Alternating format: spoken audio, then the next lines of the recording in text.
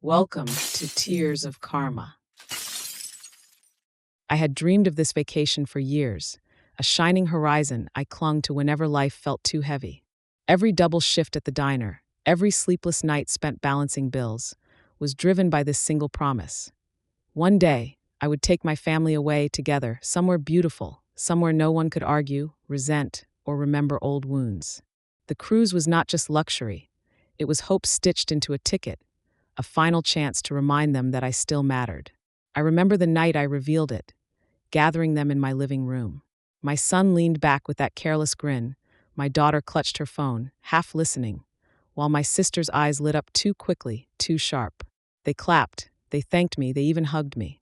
Yet behind their smiles I sensed calculation, a flicker of something colder, as if my generosity had confirmed what they always suspected, that I existed only to provide. I tried to silence the thought. Gratitude, even false, felt better than silence. Weeks passed in a blur of planning. I paid deposits, selected cabins with ocean views, printed the tickets with trembling hands. Sometimes, in the quiet, I would hold them like fragile paper promises, imagining laughter over dinners, waves crashing beyond glass walls, a family healed at last. I ignored the whispers between my siblings, the glances traded when they thought I wasn't watching. Love makes fools of us all. On the morning I tucked those tickets into my purse, my heart swelled with anticipation. I wasn't just boarding a ship, I was boarding redemption. The salt in the air as I approached the port felt like a blessing. I truly believed this journey would stitch us back together. But the truth was already waiting at the docks, sharp and merciless. My ship was never meant to carry me. The morning of departure felt wrong from the moment I opened my eyes. The air was sharp, restless, as though it knew what I refused to see. At the port, families bustled with excitement, cameras flashed, and rolling suitcases clattered like drums. Yet my own family moved with a different rhythm, one laced with disdain. My sister strutted forward, her designer luggage gleaming like a prize she'd earned, not something I had paid for. My brother's laugh rang out too loud, forced, rehearsed, the kind of laugh people use to cover malice. My mother-in-law walked close enough to slice me with her whispers, muttering things she knew I would hear, each one a needle meant to deflate me before the ship even left shore. I told myself not to care. Today was supposed to be about joy, about wiping away the years of cracks and silences. I pressed my hand against my purse where I had tucked the envelopes. Tickets, passports, proof that I still held us together. I felt the weight of responsibility like chains, but also like armor. Inside the terminal, the line crawled forward. The clerk's hands moved swiftly, scanning documents, stamping papers. When my turn came, I handed over my envelope with steady fingers. But the moment he opened it, confusion spread across his face. "Boarding pass?" he asked. My stomach plunged. He rifled through the papers again. Nothing. My envelope was empty. Behind me, gasps, then silence. My sister tilted her head, lips twitching as if fighting a smile. My brother's eyes glittered with cruel amusement. My children shifted, staring at the floor as though my shame might stain them if they looked directly at me. "You cannot board without a ticket," the clerk said, his voice hardening. Heat crawled up my neck. My hands shook as I searched every pocket, every fold, while whispers rippled through the crowd. Accusations bloomed in my mind. I hadn't lost it. I knew I hadn't. Someone had taken it. Still, no one offered help. My family stood behind me, silent, watching me unravel, like vultures waiting for the moment I collapsed. And above us, the ship loomed, vast and merciless, ready to sail without me. The gate was closing, and I understood with icy certainty I was never meant to step aboard. I tore through every pocket, every fold of paper, my hands trembling so violently I could barely feel the edges. Sweat slicked my palms as the line behind me grew restless. The clerk's eyes narrowed, suspicion flashing in them, as though I were a thief caught in a lie. My throat tightened. The ticket had to be here. I had checked before leaving home, checked again in the car, checked once more as we walked into the terminal. I hadn't lost it. My eldest daughter leaned in, her voice feigned with pity, but sharp as a blade. "Mom, you must have misplaced it." Her lips curved ever so slightly, a glimmer of victory she couldn't hide. My son muttered, "You always forget things," his tone too rehearsed, too smooth, like a line practiced for this exact moment. The realization struck like a blow to the chest. They hadn't waited for me to fail. They had made sure I would. Someone, maybe all of them, had taken the ticket.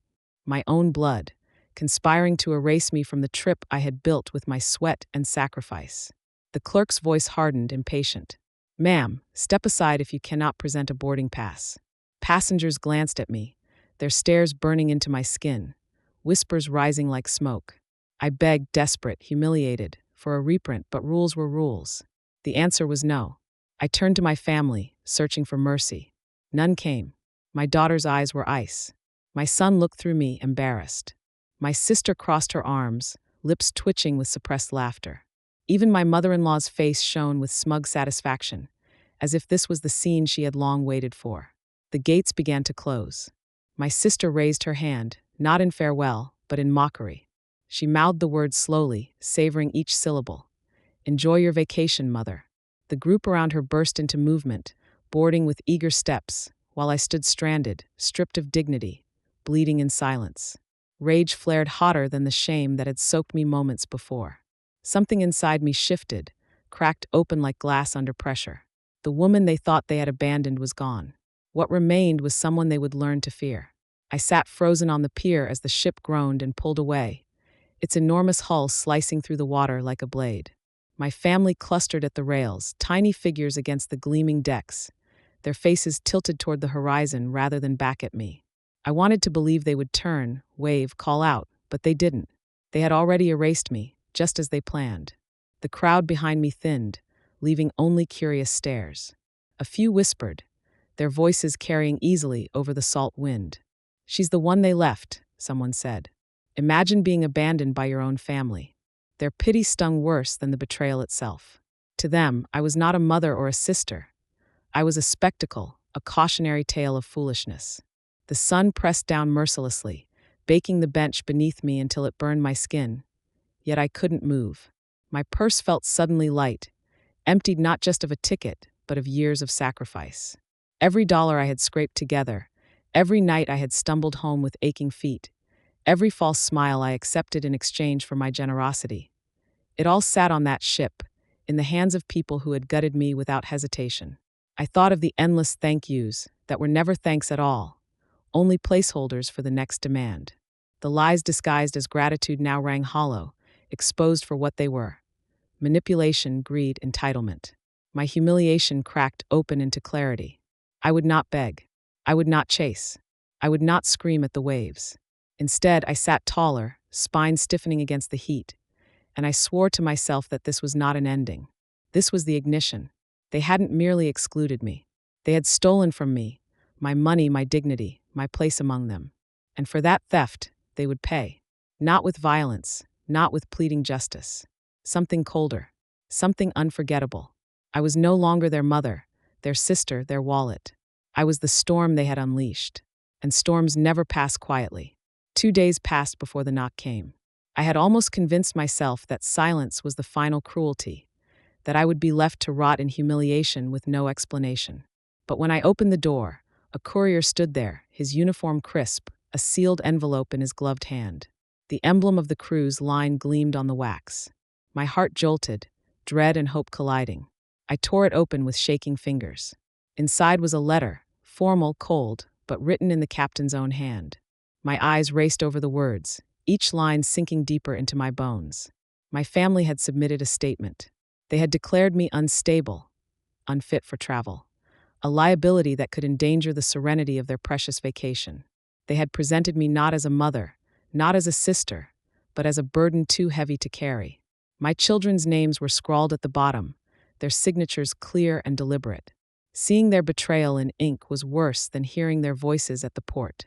It was permanent now, undeniable, proof that the children I raised had carved me out of their lives with the precision of surgeons. Reading it felt like swallowing glass, sharp, jagged, cutting me open from the inside. But then I reached the final lines. The captain's words shifted. "We regret your absence," he wrote, "but justice has its way of arriving uninvited." My breath caught. Was it sympathy? A warning? Or something else? Knowledge he wasn't free to say outright? Did he know what awaited them on the open sea? I read the sentence again and again until it burned into me. Justice arrives uninvited. The phrase seared itself into my veins like fire. I folded the letter carefully, not in defeat, but in readiness.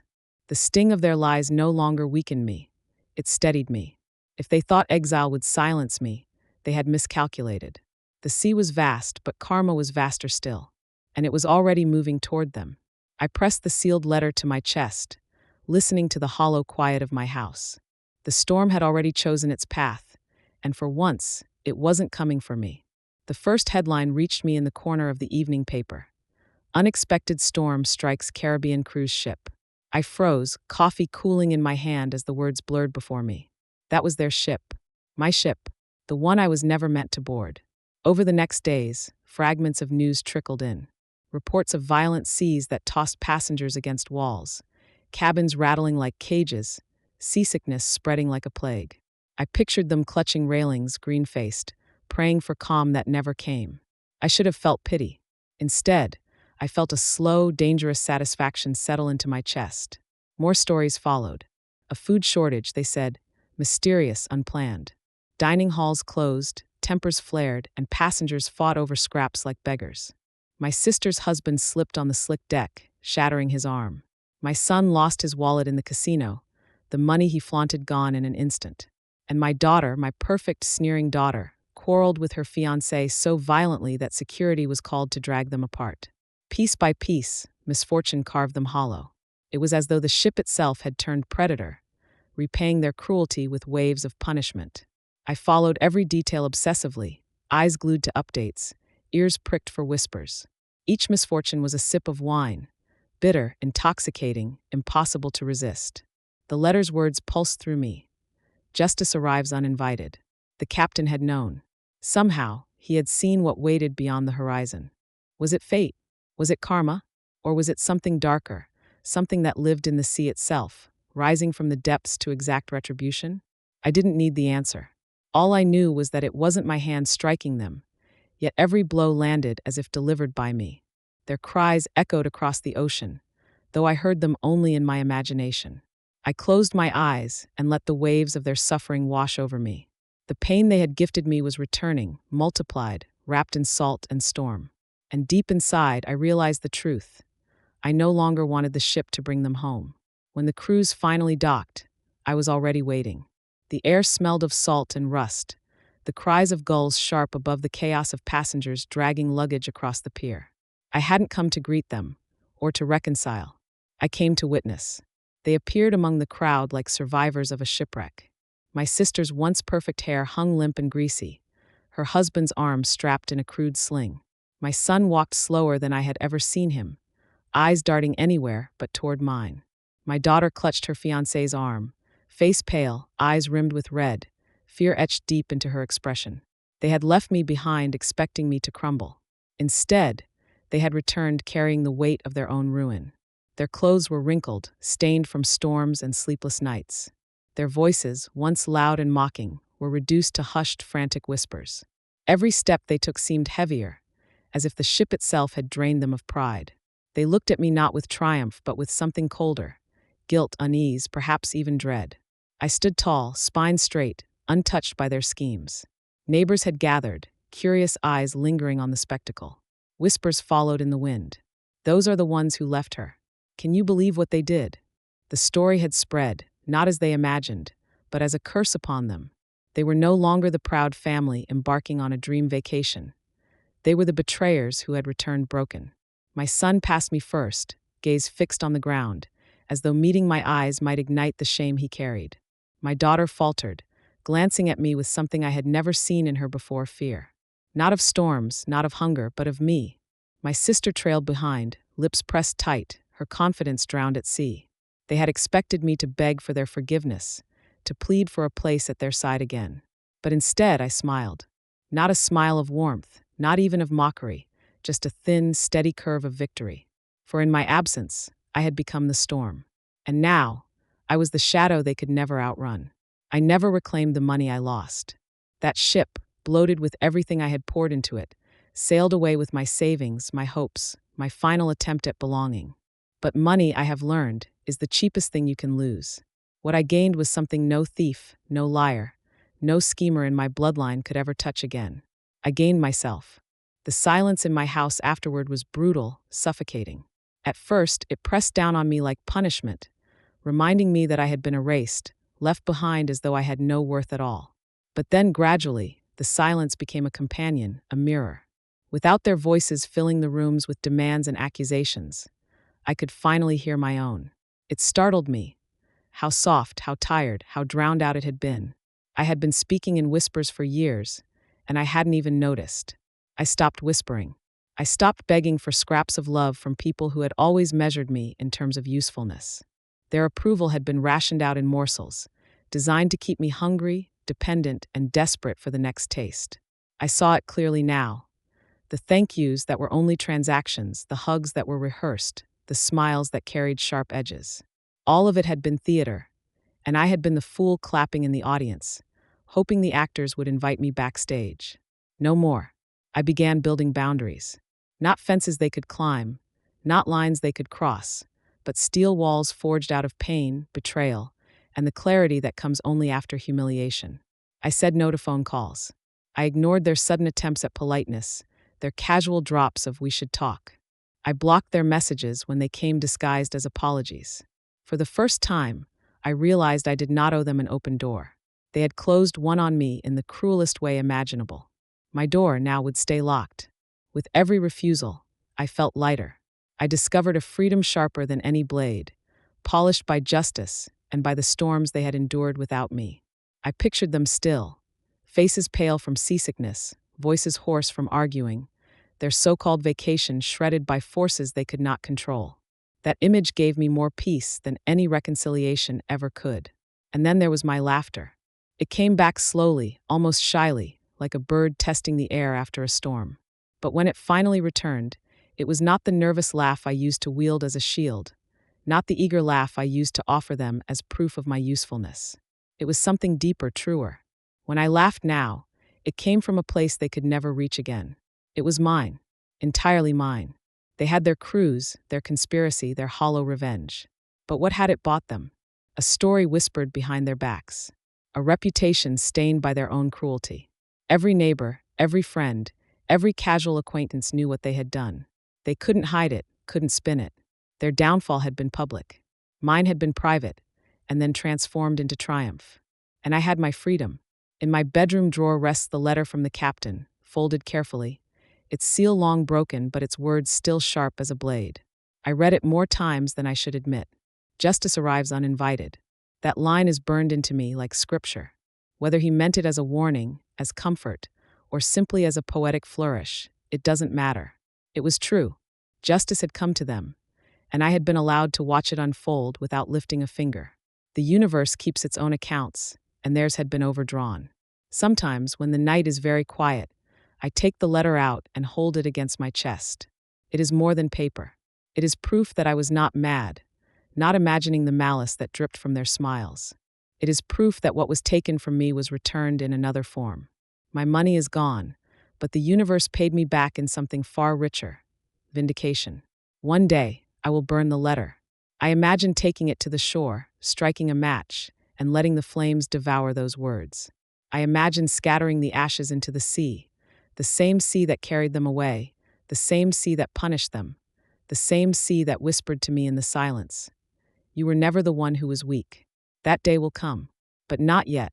For now, I hold the letter close, not as a wound but as a weapon, not as a scar but as a seal. It marks the end of the woman who was always giving, always pleading, always desperate for love that never truly existed. It marks the beginning of someone else, someone stronger, someone they will never recognize again.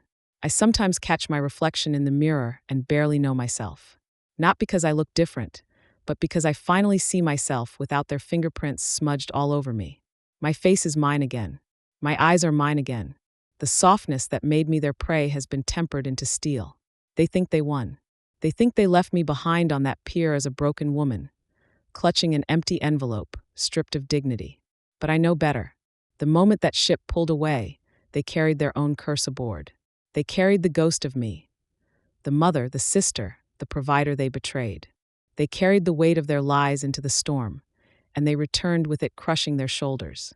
I returned too, in my own way. Not from sea, but from fire. Reborn. I don't fear them anymore. I don't crave them anymore. The grip they had on me is gone, shattered like glass underfoot. I am no longer their mother, their sister, their wallet. I am no longer the desperate woman on the dock. I am the storm they unleashed. And storms do not beg. Storms do not forgive. Storms only grow stronger after they pass.